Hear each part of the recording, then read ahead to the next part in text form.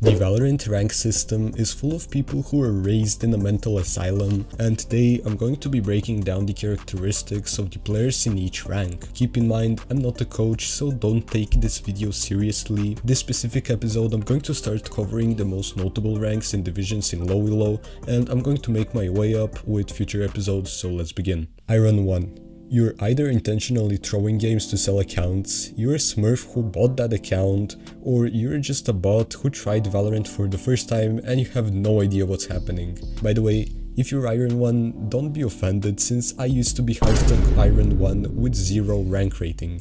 Valorant was the first shooter I tried to take somewhat seriously, and I was playing on a 35 FPS laptop. When I got myself an actual PC, I got silver in the matter of days, but I'll talk about that story another time. Iron 2.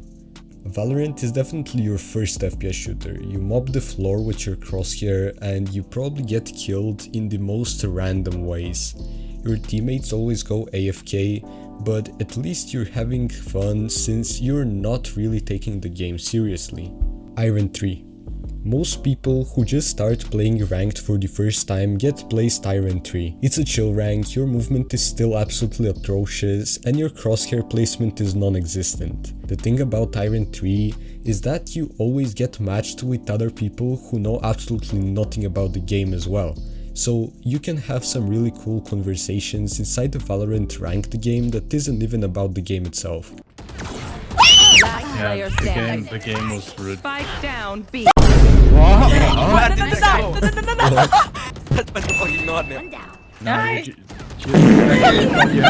Bronze 1. Hey, you're practically out of iron, but you still play like one.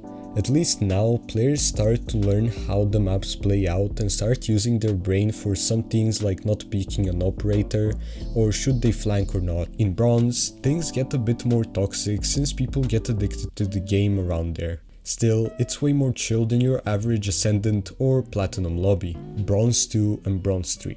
These two are basically the same ranks. They continue the trend of being a bit more toxic than the previous rank, and yes, you're still mopping the floor with your crosshair, but at least you're trying to keep it up, so good job, it's the effort that matters. These ranks are also infested with gold players that have inflated egos, so they try to smurf on bronzes to feel better about themselves. Silver 1. Things get a bit more serious now. This rank is full of players who don't know what they're doing but still think they deserve a higher rank. This creates a very toxic environment, and that makes more players inclined to throw and get tilted easily. The competition is also at its highest levels since most of Valorant's player base is in silver and low gold. Silver 2 and Silver 3. One of the most toxic ranks out there. People usually get stuck in these ranks for a while. One of the most popular excuses people have for being stuck in silver is that their teammates are bad. And while yes, their teammates are atrocious, they aren't any better. This is also the place where you'll see Diamond and Ascendant smurfs with big egos that either smurf for their enjoyment